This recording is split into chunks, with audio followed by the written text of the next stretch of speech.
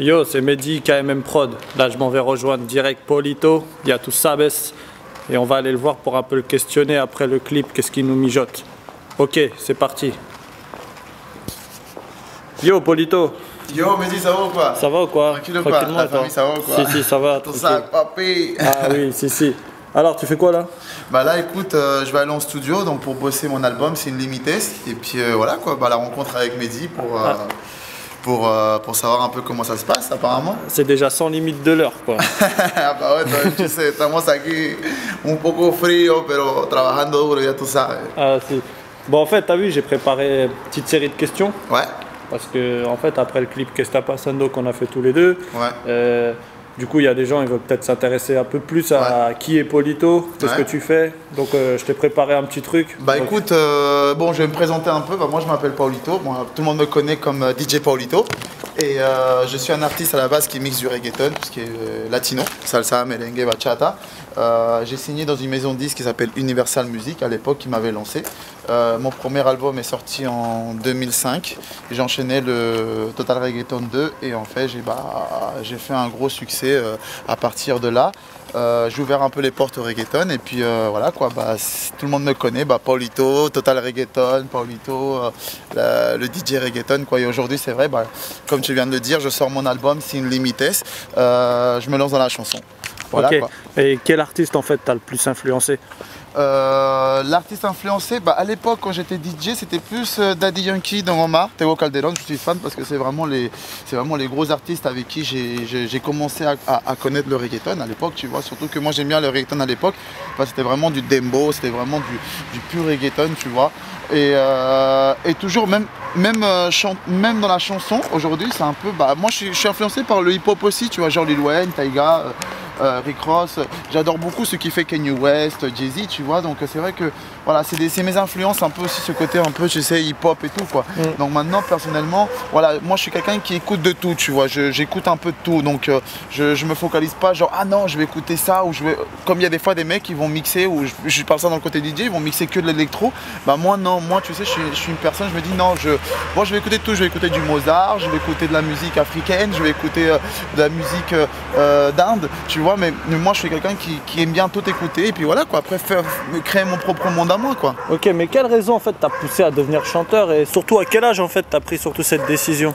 Bah moi personnellement tu sais, il y a un certain âge où comme tout le monde, c'est un peu con ça que j'allais dire, j'allais à l'école et tout tu vois, et puis à un moment ou à un autre, tu sais, moi j'étais naze quoi, j'avais toujours des mauvaises notes, j'étais pas un élève turbulent, comment je sais pas comment on dit le mot parce que des fois turbulent. Turbulent parce que je suis un peu des fois blédard, donc mais j'étais pas un élève comme ça, mais tu sais l'école n'a pas été fait pour moi, et moi personnellement j'avais pas quoi faire, donc à l'époque j'étais en train de me rechercher, tu vois, j'étais en train de me chercher et me dire voilà, qu'est-ce que j'allais faire. Et puis moi je viens d'une famille qui sont musiciens, j'ai un grand-père qui est très connu, mon grand-père qui s'appelle Coco Lagos, qui a joué avec beaucoup d'artistes connus, qui est très reconnu d'Amérique latine, et moi aujourd'hui, mon père il est chanteur, mon frère il est pianiste de salsa, je viens d'une famille, j'ai mon oncle aussi Gino, qui a un groupe aussi qui fait de la musique, de la techno-cumbia, qui marche très bien au Pérou, et moi perso, voilà, je devais trouver un domaine, et puis je me suis dit voilà, je me suis mis dans le DJ, et à l'époque bah il n'y avait pas vraiment de trucs reggaeton, donc je me suis dit voilà quoi, je vais faire du reggaeton, et mon grand-père m'avait envoyé des CD à l'époque, je te parle ça de 99, hein, en 99, 98, j'avais reçu des CD déjà, et à l'époque c'était les premiers reggaeton, c'était Tego Calderón, c'était Daddy Yankee, c'était Don Omar, c'était Nicky Jam, et à l'époque personne ne connaissait ça. Moi je me suis dit voilà, je voulais rentrer dedans, parce que c'est un style de musique que je voulais lancer, parce que tu sais, voilà quoi, je voulais faire des soirées dedans, mais personne n'a cru dans ce que moi je voulais, et je me suis dit merde, je suis allé voir Latina il voulait pas passer, parce qu'à l'époque Latina c'était que ça, c'était vraiment salsa, merengue, bachata, et puis j'ai commencé à faire mes premières soirées, même dans une salle mythique, qui est devenue mythique pour moi, que je louais à l'époque, c'était Masséna, où il y avait vraiment d'événements latinos, et puis c'est comme ça que ça a tout démarré quoi, et je me suis fait connaître par rapport au reggaeton. Ok, mais pourquoi Paulito? Paulito, bah, c'est la famille, c'est mon père, c'est mon frère, c'est mes amis avec qui je traînais. Et puis qu'à un moment, mon vrai prénom c'est Paul. Et puis à partir de là, ils m'ont dit ah Paulito, Paulito. Et moi, c'est resté comme ça. Et après, moi aussi, tout le temps, les potes m'ont fait ah Paulito, il y a tout ça. Et donc après, c'est resté en fait, voilà quoi. Un peu comme Daddy Yankee ou comme Daddy Yankee, il a ses petits surnoms comme Arcángel, La Maravilla. Bah, moi, c'est un peu Paulito, il y a tout ça. Et donc, c'est resté. Et puis voilà quoi. Après, ouais, c'est mon nom d'artiste. Ok, et c'est, allez, une question un peu pour changer d'air. C'est quoi tes hobbies? Moi, mes hobbies, c'est bon. Après, moi, ma passion, c'est la mode. Tu vois, à côté, j'aime bien la mode, j'aime bien les baskets, j'aime bien les sneakers, j'aime bien tout ce monde-là, quoi. Et je suis très collectionneur. J'aime bien collectionner les baskets. J'adore les marques comme Louboutin, comme Giuseppe Zanotti, comme les baskets un peu comme Jordan, toutes les collecteurs. J'adore. Tu vois, je suis très collectionneur sur ça. C'est mon délire, quoi. Ok, mais en fait. Quel conseil, qu'est-ce que tu donnerais comme conseil à tous ceux qui veulent se lancer dans le monde du DJ en fait? Moi, personnellement, j'ai pas vraiment autant de conseils à donner. Pour moi, je me dis que quand tu fais la musique, tu le fais par passion. Tu le fais pas pour l'argent, tu le fais par passion. Quand tu fais de la musique par passion ou avec amour, ça va toujours marcher. Tu vois, les gens qui font ça pour l'argent, ça marche pas vraiment. Et moi, pour moi, c'est ça qui m'a fait aujourd'hui avancer. C'est qu'aujourd'hui, voilà, j'ai fait ça par passion. J'ai réussi dans mon domaine. Je suis content, je suis fier de moi. Et surtout qu'en plus, j'arrive à vivre de ma passion que beaucoup de gens n'arrivent pas. Même moi, j'ai des collègues à moi, DJ, qu'aujourd'hui, ils travaillent à côté et qui mixent parce que voilà quoi, ça paye pas, c'est pas facile. Moi j'ai eu la chance, tu vois, et c'est un peu, je me compare aussi à ça, c'est comme Cut Killer dans le hip-hop, c'est une référence, bah moi je suis la référence dans le reggaeton, tu vois, Paulito quoi. Ok, et en fait ce que je voulais savoir aussi c'est quel matériel tu utilises? Le matériel quoi pour mixer? Ouais, c'est ça en fait. Non mais ça, c'est pour donner une idée aux DJ qui veulent se lancer, qu'est-ce qu'ils peuvent utiliser. C'est vrai, quoi. Après les meilleurs pour moi ça a toujours été les pionniers. Si tu as des pionnières, moi j'ai commencé à l'arrache à l'époque. Tu sais, moi j'avais pas les moyens, tu sais, je viens d'une famille qui a pas beaucoup d'argent. Et voilà, au début je commençais avec un poste, j'avais un poste ici, j'avais un poste là, je mettais un CD là, je mettais un autre CD là, j'essayais de les caler avec les deux postes, quoi. Tu vois, c'était les moyens de mon époque à moi. Et après quand j'ai signé chez Universal Music, c'est mon premier cachet en fait, c'est mon avance qu'ils m'ont donné. Et avec ça j'ai pu m'offrir les pionnières, quoi. À l'époque c'était les MK2 je crois. Et personnellement c'était un truc de ouf, quoi. J'ai commencé à travailler dessus et aujourd'hui, moi je le dis, pour moi c'est les pionnières. Les meilleurs pour l'instant pour moi c'est les pionnières. Pour mixer vraiment tout ce qui est reggaeton, le style musique que je faisais à l'époque, parce que moi j'étais beaucoup CD. Maintenant aujourd'hui c'est vrai qu'il y a la Serato. Moi j'y suis pas sur Serato, mais bon, après perso, chacun a son style de mixer. Moi je veux toujours garder ce côté un peu vintage, tu vois, ce côté un peu genre, vraiment tu mets le CD, tu sors le CD, il y a de l'action, quoi, tu vois. Okay. Et c'est ça qui m'a fait un peu kiffer, quoi. Et en fait, on voudrait aussi savoir, bon, ça c'est plus personnel, mais comment est-ce que tu as vécu le décès de ta maman? C'est vrai que là c'est une question comme ça d'un seul coup qui arrive. Personnellement ça n'a pas été très facile, tu vois. Moi, ma mère quand c'est arrivé ces choses-là, à l'époque, moi, je n'étais pas encore DJ, j'étais vraiment rien, j'étais pas connu, j'étais plus, je travaillais. Je suis quelqu'un de réaliste, je travaillais au Franprix, j'avais deux boulots, je travaillais au Franprix et j'avais un autre travail à côté aussi, où je nettoyais des galeries à l'époque, tu vois, parce que voilà, quoi, fallait gagner de l'oseille, fallait payer les dépenses, il faut sortir en boîte, tout ça. Et puis, 2 jours avant que ma mère elle décède, moi, j'allais la voir à l'hôpital, tu vois, parce que ma mère, elle a eu un cancer, tu vois. Et on nous disait peut-être qu'il pourrait la sauver. Mais moi, personnellement, au fond de moi, je le sentais que ça allait être difficile, tu vois. Mais on essaie toujours de croire et à s'accrocher, tu vois. Et quand c'est arrivé, voilà, quoi, tu sais, 2 jours après, deux jours avant, j'avais vu ma mère avec qui j'avais discuté et qui m'avait dit, écoute, hijo, tienes que saber que en la vida va a ser las cosas difíciles y tú tienes que avanzar y que nadie te va a dar plata y la única manera eres tú de ir a trabajar y de buscar tu propio dinero. Et la realidad que quand ma mère m'a dit ça, je l'écoutais, tu vois, comme tous les enfants, on écoute, tu vois, ça rentre par là, ça sort par là. Mais c'est vrai que 2 jours après, mon frère m'appelle, j'étais en train de travailler, il me dit écoute, maman a décédé, je suis parti du boulot, j'arrive, je vois ma mère allongée sur le lit, ça m'a fait très mal sur le coup. Et c'est là où je me suis dit maintenant il faut que j'avance. Et je dis pas que travailler c'est travailler au Franprix ou travailler dans un boulot comme ça c'est de la merde, parce que non, il faut gagner son oseille. Mais je voulais vivre de ma passion, tu vois, je pense que chacun a une passion, il y en a ils arrivent, il y en a ils n'arrivent pas. Mais moi je me suis dit non, il faut que je me défonce et il faut que je réussisse. Et c'est ce que j'ai fait, tu vois, parce que ma mère m'a donné l'envie d'avancer, elle m'a dit écoute, il faut que tu sois quelqu'un, tu vois, et c'est ce que j'ai fait, tu vois.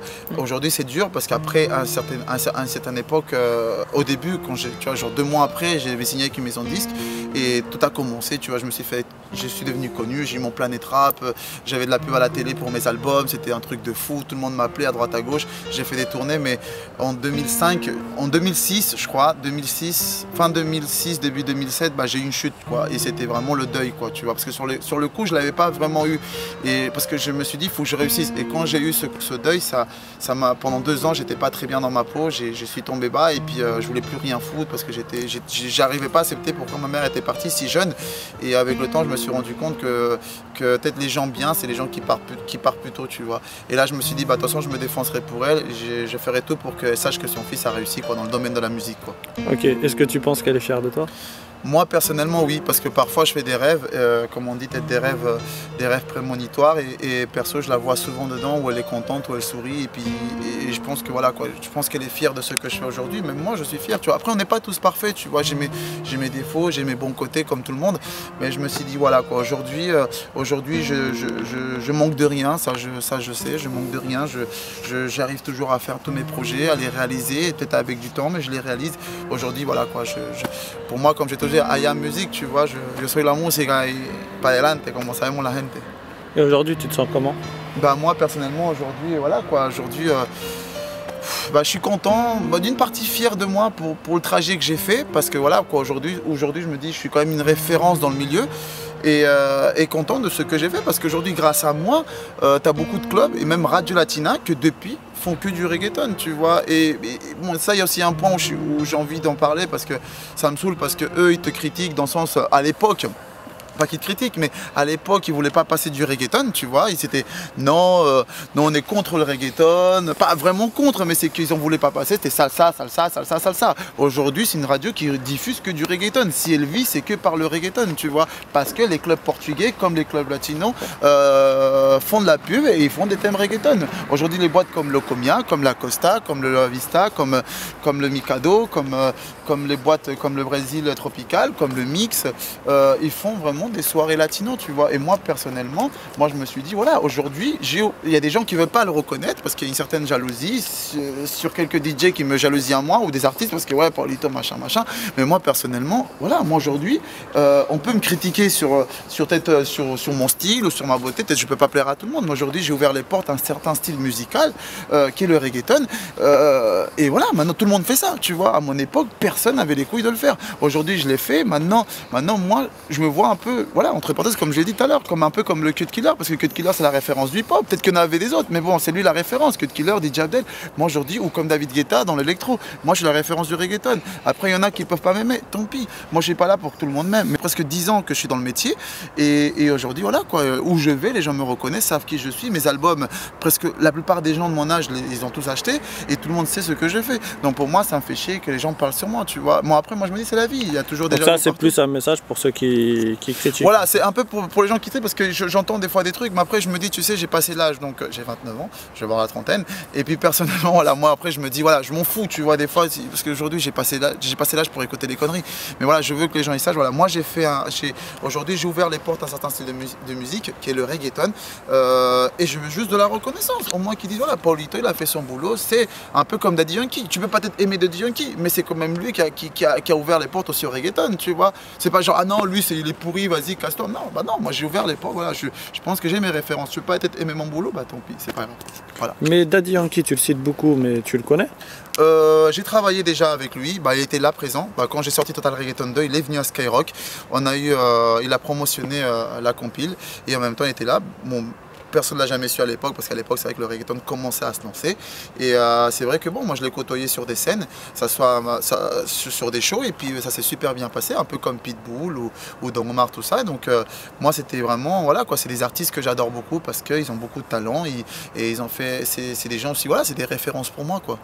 Ok, et quels sont maintenant pour parler un peu de ce que tu amènes de nouveau, quoi, le nouvel air Paulito, c'est la musique, on sait, là maintenant tu te lances dans la chanson, et du coup, bah, c'est quoi ce nouveau projet? Sin Limites, ça on a compris, c'est le nom de l'album. Oui. Pourquoi? Donc, voilà, maintenant en fait, moi tout le monde me connaît comme DJ Paulito, comme le DJ, tu vois. C'est vrai qu'aujourd'hui, maintenant, voilà, j'ai une passion, c'est la musique. J'ai beaucoup de passion dans le milieu artistique, la mode, tout ça. Mais bon, aujourd'hui, voilà, j'ai envie de chanter, j'ai envie de le faire. Donc je me suis dit, voilà, et j'ai préparé un album qui s'appelle Sin Limites, qui doit sortir normalement pour décembre, où le 70% de l'album c'est composé par mon frère, où j'ai fait une rencontre en Amérique latine qui s'appelle Dizzy, un artiste péruvien comme moi, et avec qui on a fait Tranquila Mami, qui tourne sur YouTube et qui tourne un peu sur Face. Et je vais travailler quelques sons qui seront dans l'album, c'est une limites. Et voilà, j'ai une passion de la musique, j'ai envie de le faire. Et puis je me dis, voilà, pourquoi pas, comme on dit, il y a un dicton en français qui dit, ouais, qui tente à rien n'a rien. Donc j'ai envie de le faire. Et je me dis, voilà, quoi, j'espère que les gens ça va les plaire. Et puis c'est un kiff pour moi, tu vois, chanter. Et je fais ça par passion aussi, quoi. Je le fais pas ça pour l'argent ou pour le business, tu vois, je le fais par passion, parce que j'aime, tu vois. Et ça sort quand, Sin Limites? Bah, normalement, comme je t'ai dit, ça devrait sortir pour décembre. Là, on bosse très dur. Voilà, comme tu sais, on va en studio, on travaille. Et surtout qu'en plus, c'est produit par Mi Bolsillo, parce que c'est de ma poche ça sort. Donc voilà, si Dieu le veut, bah, normalement, ça devrait sortir pour décembre, quoi. Ok. Si. Voilà. Ok, Paulito. Un petit mot en Facebook, on peut te suivre, un petit truc. Juste pour dire que voilà, quoi, juste passer un petit message à mes petits bébés, Papou et Lilou, c'est mes deux plus gros fans. Les bulldogs français, ouais, ah mes oui. petits bébés, c'est mes petits fans, tu vois, c'est ma petite famille. Et puis voilà, quoi, pour dire que voilà, quoi, que je suis fier, je suis content pour les gens qui aiment ce que je fais, qui m'appuient, parce que j'ai mon Facebook, bon, j'ai deux Facebook. Cuba Paul et Paulito Yatosa. Bon, à la base, Cuba Paul, c'était DJ Paulito, mais je sais pas ce qui s'est passé avec Facebook. Hop, ils m'ont remis le vrai prénom. C'est pas grave, je m'en fous, de toute façon, c'est pas si grave. Mais voilà, quoi, je suis content des gens qui me suivent, parce que ouais, c'est vrai qu'entre autres, je suis tout le temps, dès que je peux, je suis sur Facebook, je raconte un peu ma vie, je mets tout ce qui suit, quoi, tout ce qui va se passer après. Et puis voilà, quoi, un petit coucou pour tous les gens qui m'appuient, que ce soit les filles ou les garçons qui sont là derrière et puis qui m'envoient quelques messages qui font toujours plaisir. Bah voilà, merci pour tout, merci pour m'appuyer, merci pour me faire avancer, parce que c'est grâce à vous que je fais tout ça, quoi. Ok, Paulito, Voilà, bon, on va te laisser aller au studio tranquille. Ouais.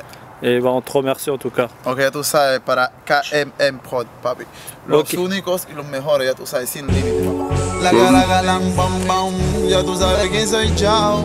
Paulito para ti, baby, yo te muestro mi cuerpo. Wow. Tú me gustas, yo te gusto, tú me quieres, yo te quiero. Solo un beso de tu boca me provoca mucho sexo. Tú me gustas, yo te gusto, tú me quieres, yo te quiero. Solo un beso de tu boca me provoca